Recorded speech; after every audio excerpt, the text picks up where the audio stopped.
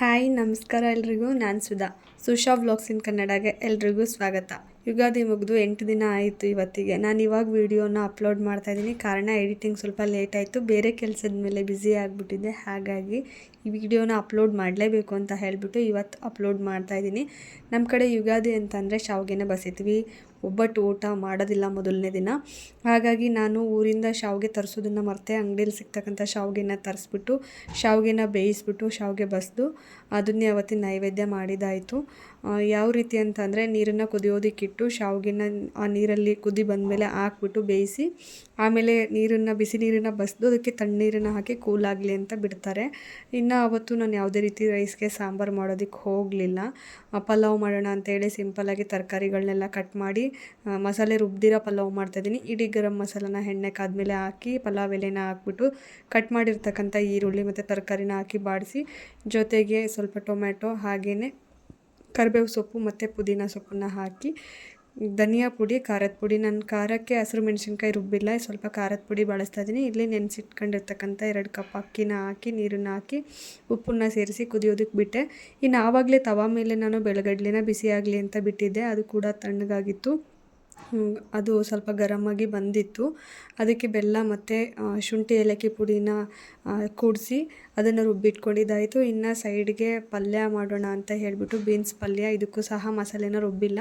ಎಣ್ಣೆ ಕಾಯೋದಕ್ಕಿಟ್ಟು ಈರುಳ್ಳಿನ ಬಾಡಿಸಿ ಅದ್ರ ಜೊತೆಗೆ ಬೀನ್ಸನ್ನು ಹಾಕಿ ಅರಿಶಿನದ ಪುಡಿ ಉಪ್ಪನ್ನು ಹಾಕಿ ಸ್ವಲ್ಪ ಬಾಡಿಸ್ಕೊಂಡಾದ್ಮೇಲೆ ಬೇಳೆ ಸಾಂಬಾರು ಪುಡಿ, ಸ್ವಲ್ಪ ಧನಿಯಾ ಪುಡಿನ ಬಳಸಿದ್ದೀನಿ. ಬೇಳೆ ಸಾಂಬಾರು ಪುಡಿನಲ್ಲಿ ಇದಕ್ಕೆ ಬೇಕಾದಷ್ಟು ಖಾರ ಇತ್ತು, ಹಾಗಾಗಿ ನಾನು ಯಾವುದೇ ರೀತಿಯ ಖಾರದ ಪುಡಿ ಆ್ಯಡ್ ಮಾಡೋದಕ್ಕೆ ಹೋಗಿಲ್ಲ. ಇನ್ನು ಕಾಯಿ ತುರಿನ ಉದುರಿಸಿ ನೀರು ಹಿಂಗೋವರೆಗೂ ಬೇಯಿಸಿದ್ರೆ ಪಲ್ಯ ಕೂಡ ರೆಡಿ ಆಯಿತು. ಇನ್ನಿಷ್ಟೇ ಇವತ್ತಿನ ಅಡುಗೆ ನಾನು ಮಾಡಿದ್ದು. ಬೆಲ್ಲದ ಪಾನಕ ಒಂದು ಮಾಡೋದನ್ನು ಮರೆತುಬಿಟ್ಟೆ. ಏನಿಲ್ಲ, ಬೆಲ್ಲನ ಜಜ್ಜಿಬಿಟ್ಟು ಕಾಯಿಸಿ ತೆಗೆದ್ರೆ ಆಯಿತು. ಅದಕ್ಕೂ ಕೂಡ ಏಲಕ್ಕಿ ಮತ್ತು ಶುಂಠಿ ಪುಡಿನ ಮಿಕ್ಸ್ ಮಾಡಿದ್ದೆ. ಬೆಲ್ಲ ಬಸ್ದು ನೋಡಿದೆ, ಯಾವುದೇ ರೀತಿ ಕಸ ಇರಲಿಲ್ಲ. ಹಾಗಾಗಿ ನೆಕ್ಸ್ಟ್ ಡೇ ಒಬ್ಬಟ್ಟಿಗೂ ಸಹ ಯಾವುದೇ ರೀತಿ ಶೋಧಿಸೋದಕ್ಕೆ ಹೋಗಲಿಲ್ಲ. ಇನ್ನು ಮಾಡಿರ್ತಕ್ಕಂಥ ಅಡುಗೆನೆಲ್ಲ ನೈವೇದ್ಯಕ್ಕೆ ಜೋಡಿಸಿದೆ. ಯಾಕೆ ಆ ರೀತಿಯಾಗಿ ಶಾವಿಗೆನ ಝೂಮ್ ಮಾಡಿ ತೋರಿಸ್ದೆ ಅಂದರೆ ನಾನು ವೈಟ್ ರೈಸ್ ಅಂದ್ಕೊಬಿಡ್ತಾರೆ ಅಂತ ಹೇಳಿಬಿಟ್ಟು ಹತ್ರದಿಂದ ಶಾವಿಗೆನ ತೋರಿಸ್ದೆ ಅಷ್ಟೇ, ಮತ್ತೇನೋ ಅಂದ್ಕೊಬಿಡಿ. ಕೆಲವು ಕಡೆ ಬೇವು ಮತ್ತು ಬೆಲ್ಲನ ತಿಂತಾರೆ. ನಾವು ಇದೇ ರೀತಿಯಾಗಿಯೇ ಬೇವು ರೆಡಿ ಮಾಡೋದು ಯಾವಾಗ್ಲೂ. ಈ ಕಡೆ ನಮ್ಮ ಕಡೆ ನಾವು ಬೇವು ಅಂತಲೇ ಕರಿತೀವಿ.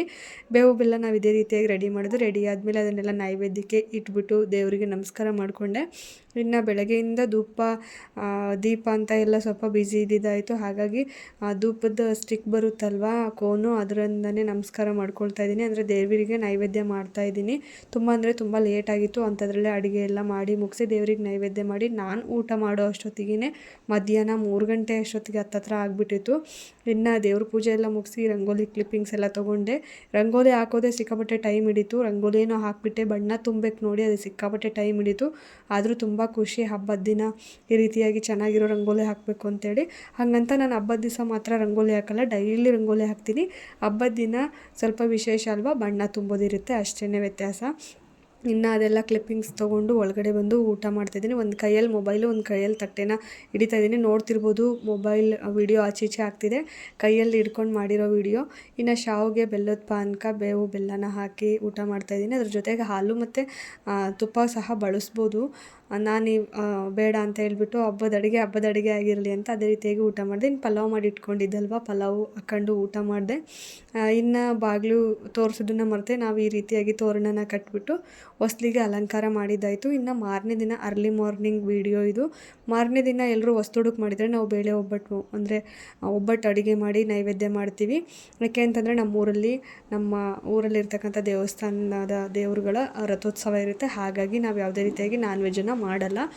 ಇನ್ನು ನೀರನ್ನು ಒಂದು 5 ಕಪ್ ನೀರನ್ನು ಕುದಿಯೋದಕ್ಕಿಟ್ಟು ಕುದಿ ಬಂದಮೇಲೆ 2 ಕಪ್ ಬೇಳೆನ ಚೆನ್ನಾಗಿ ತೊಳೆದ್ಬಿಟ್ಟು ಬೇಯೋದಕ್ಕೆ ಹಾಕಿ ಸ್ವಲ್ಪ ಎಣ್ಣೆನ ಮಿಕ್ಸ್ ಮಾಡಿದೆ.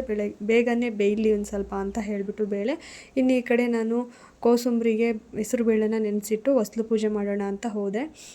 ಯಾವಾಗಲೂ ಅಷ್ಟೇ, ಬೆಳಗ್ಗೆ ಎದ್ದ ತಕ್ಷಣ ಮನೆ ಕ್ಲೀನ್ ಮಾಡಿ ಸ್ನಾನ ಪೂಜೆ ಮುಗಿಸಿ ಅಡುಗೆ ಮನೆಗೆ ಬರ್ತಿದ್ದಿದ್ದು ನಾನು ಇವತ್ತು ಬೇಗನೆ ಅಡುಗೆ ಮಾಡಿ ಕಳಿಸ್ಬೇಕಿತ್ತು ಅಂತ ಹೇಳಿಬಿಟ್ಟು ಮೊದಲು ಬೇಳೆ ಬೇಯೋದಕ್ಕೆ ಹಾಕ್ಬಿಟ್ಟು ಹೆಸರು ಬೇಳೆನ ನೆನೆಸಿಟ್ಟು ಬಂದೆ. ಅಲ್ಲಿ ಆ ಕಡೆ ಬೇಯೋ ಥರ ಬೇಯಲಿ, ಇಲ್ಲ ಪೂಜೆ ಕೆಲಸ ಸಹ ಆಗಲಿ ಅಂತ ಹೇಳ್ಬಿಟ್ಟು ಫ್ರೈಡೇ ಆಗಿದ್ದರಿಂದ ಅರಿಶಿನ ಕಲಿಸ್ಬಿಟ್ಟು ಬಾಗಿಲಿಗೆ ಅರಿಶಿನ ಬೆಳೆದು ಪೂಜೆ ಮಾಡ್ತಾಯಿದ್ದೀನಿ.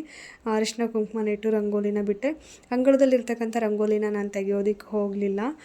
ಹೊಸ್ಲು ಮುಂದೆ ಇರ್ತಕ್ಕಂಥ ರಂಗೋಲಿನ ಮಾತ್ರ ತೆಗೆದೆ. ಯಾಕೆಂದರೆ ನೆನ್ನೆ ಅಷ್ಟೇ ಹಾಕಿದೆ, ಕಲರ್ಫುಲ್ ರಂಗೋಲಿ ತೆಗೆಯೋದಕ್ಕೆ ಮನಸ್ಸಾಗಲಿಲ್ಲ. ಇವತ್ತು ಸಹ ಹಬ್ಬ ಹೇಗೂ ಇತ್ತಲ್ವ, ಅದ್ರ ಕಂಟಿನ್ಯೂ ಹಾಗೇ ಇರಲಿ ಅಂತ ಹೇಳಿಬಿಟ್ಟು ನಾನು ರಂಗೋಲಿ ಅಂಗಳದಲ್ಲಿರೋ ತೆಗಿಲಿಲ್ಲ. ಹೊಸ್ಲು ಮುಂದೆ ಮಾತ್ರ ಅಲಂಕಾರ ಮಾಡಿಕೊಂಡೆ ಅಷ್ಟೇ.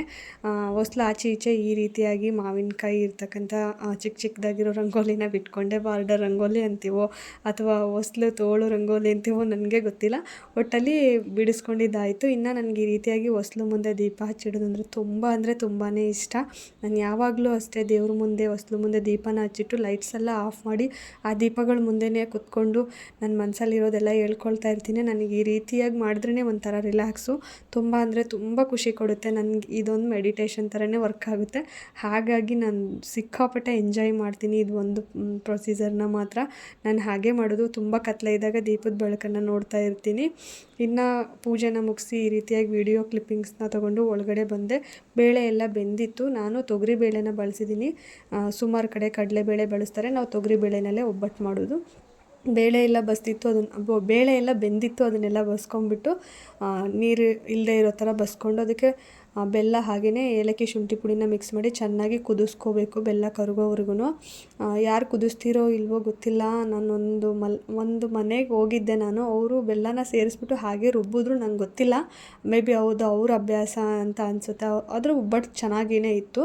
ನಾವು ಈ ರೀತಿಯಾಗಿ ಚೆನ್ನಾಗಿ ಬೆಲ್ಲ ಕರಗೋ ಥರ ಕುದಿಸ್ಬಿಟ್ಟೇ ಮಾಡೋದು.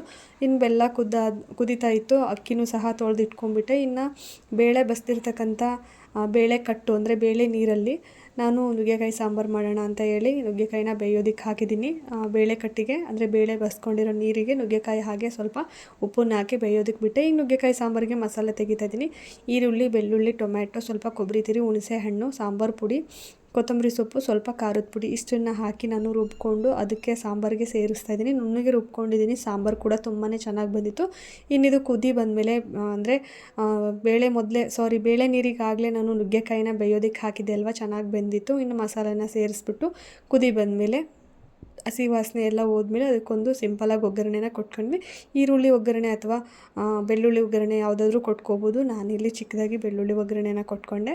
ಇನ್ನು ಇವತ್ತು ನೆನ್ನೆ ಬೀನ್ಸ್ ಪಲ್ಯ ಮಾಡಿದ್ದೆ, ಇವತ್ತು ಹೀರೆಕಾಯಿ ಪಲ್ಯ ಮಾಡೋಣ ಅಂತ ಹೇಳಿಬಿಟ್ಟು ನಾನು ಹೀರೆಕಾಯಿ ಪಲ್ಯನ ಮಾಡ್ತಾಯಿದ್ದೀನಿ.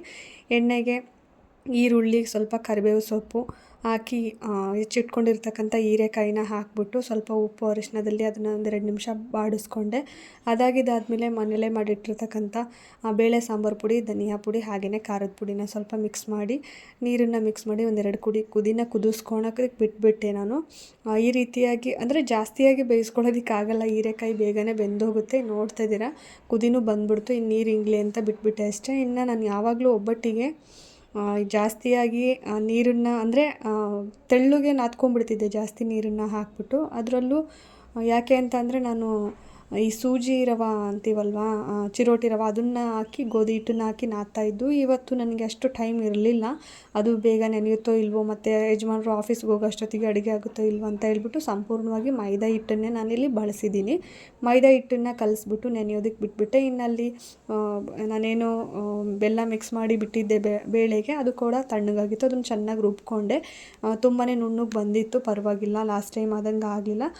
ಹಿಟ್ಟು ಸಹ ಚೆನ್ನಾಗಿ ನೆಂದಿತ್ತು. ಮಾಡೋದಕ್ಕೆ ತುಂಬ ಖುಷಿ ಆಗ್ತಿತ್ತು ಒಬ್ಬಟ್ಟನ್ನ. ನಾನು ಈ ರೀತಿಯಾಗಿ ಒಬ್ಬಟ್ಟು ಮಾಡ್ತಾ ಇದ್ದೀನಲ್ವ, ಇದು ಒಂದು ಸೆಕೆಂಡ್ ಟೈಮ್ ಇಷ್ಟು ಖುಷಿಯಾಗಿ ಮಾಡ್ತಾ ಇರೋದು ಅಂದ್ಕೊಳ್ತೀನಿ. ಯಾಕೆಂದರೆ ಮೊನ್ನೆ ಹೋಳಿ ಪೌರ್ಣಮಿಗೆ ತವ್ರ ಮನೇಲಿ ಹಬ್ಬ ಆಯಿತು. ನಾನು ಒಬ್ಬಳೇ ಅಡುಗೆ ಮಾಡಬೇಕಿತ್ತು, ಯಾರ್ದು ಸಹಾಯ ಇರಲಿಲ್ಲ. ಹಾಗಾಗಿ ಒಬ್ಬಳೇ ಅಡುಗೆ ಮಾಡಿಕೊಂಡೆ. ಒಬ್ಬಟ್ಟು ನಾನು ಅಷ್ಟು ಚೆನ್ನಾಗಿ ಬರುತ್ತೆ ಅಂತ ಅಂದ್ಕೊಂಡಿರಲಿಲ್ಲ. ಯಾಕೆಂದರೆ ಒಂದು ಕಡೆ ಕಣಕ, ಒಂದು ಕಡೆ ಹೂರಣ ಆಗಿಬಿಟ್ರೆ ಒಬ್ಬಟ್ಟು ತಿನ್ನೋದಕ್ಕೆ ಟೇಸ್ಟ್ ಇರೋಲ್ಲ, ಆಮೇಲೆ ಚೆನ್ನಾಗೂ ಇರೋಲ್ಲ ನೋಡಿ. ಬಟ್ ಈ ರೀತಿಯಾಗಿ ಯಾವುದೇ ರೀತಿ ಸಪ್ರೇಷನ್ ಆಗಲಿಲ್ಲ. ತುಂಬ ಅಂದರೆ ತುಂಬ ಚೆನ್ನಾಗಿ ಬಂದಿತ್ತು. ಹಾಗಾಗಿ ಒಂದು ಕಾನ್ಫಿಡೆಂಟ್ ಮೇಲೆ ನಾನು ನನಗೆ ಬರುತ್ತೆ ಒಬ್ಬಟ್ಟು ಅನ್ನೋ ರೀತಿಯಿಂದನೇ, ಅಂದರೆ ನನಗೆ ಗೊತ್ತಿತ್ತು ಒಬ್ಬಟ್ಟು ಮಾಡ್ತೀನಿ, ಇನ್ನು ಯಾವುದೇ ರೀತಿಯಾಗಿ ತಪ್ಪು ಮಾಡಲ್ಲ ಅಂದರೆ. ಯಾಕೆಂದರೆ ಮೆಜರ್ಮೆಂಟ್ ಎಲ್ಲ ನೋಡ್ಕೊಂಡಿದ್ದೆ, ಹಿಟ್ಟನ್ನು ಯಾವ ರೀತಿಯಾಗಿ ನಾದ್ಕೋಬೇಕು, ಹೂರಣನ ಯಾವ ರೀತಿಯಾಗಿ ಪ್ರಿಪೇರ್ ಮಾಡ್ಕೋಬೇಕು ಅಂತ. ಹಿಟ್ಟನ್ನು ಸ್ವಲ್ಪ ಗಟ್ಟಿಯಾಗಿ ನಾದ್ಕೊಂಡ್ರೆ, ಹೂರಣನೂ ಸ್ವಲ್ಪ ಗಟ್ಟಿಯಾಗಿದ್ದರೆ ಯಾವುದೇ ರೀತಿಯಾಗಿ ಒಬ್ಬಟ್ಟು ಮಾಡೋದು ಕಷ್ಟ ಅಲ್ಲ, ಇದು ನನ್ನ ಪ್ರಕಾರ. ಇನ್ನು ನಾನು ಈ ರೀತಿಯಾಗಿ ಕೆಳಗಡೆ ಹಿಟ್ಟನ್ನು ಇಟ್ಟು ಅದ್ರ ಮೇಲೆ ಹೂರಣ ಇಟ್ಟು ಮುಚ್ತಾರೆ, ಅಂದರೆ ಕೆಳಗಡೆ ಮಣೆ ಮೇಲೆ ಇಟ್ಕೋತಾರೆ. ನಾನು ಟೋಪಿ ಥರ ಹಾಕಿದೆ, ತುಂಬಾ ಚೆನ್ನಾಗಿ ಬಂದಿತ್ತು. ಈ ರೀತಿಯಾಗಿ ಬಂದಿತ್ತು ಒಬ್ಬಟ್ಟು. ಇನ್ನು ದೇವ್ರ ನೈವೇದ್ಯಕ್ಕೆ ನಾನೆಲ್ಲ ರೆಡಿ ಮಾಡಿ ಇಟ್ಕೊಂಡು ದೇವ್ರಿಗೆ ನೈವೇದ್ಯ ಸಹ ಮಾಡಿದೆ. ಬೆಳಗ್ಗೆ ಒಂದು 7:30-8 ಗಂಟೆಗೆಲ್ಲ ಅಡುಗೆ ಮಾಡಿ ಮುಗಿಸಿದ್ದೆ.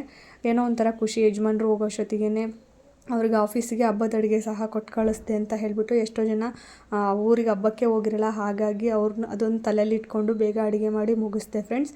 ಈ ಸರಿ ಯುಗಾದಿ ಹಬ್ಬ ನನಗಂತೂ ತುಂಬಾ ಸ್ಪೆಷಲ್ ಫ್ರೆಂಡ್ಸ್. ಮತ್ತೆ ಸಿಗ್ತೀನಿ ಮುಂದಿನ ವೀಡಿಯೋದಲ್ಲಿ. ಹೋಗಿ ಬರ್ತೀನಿ.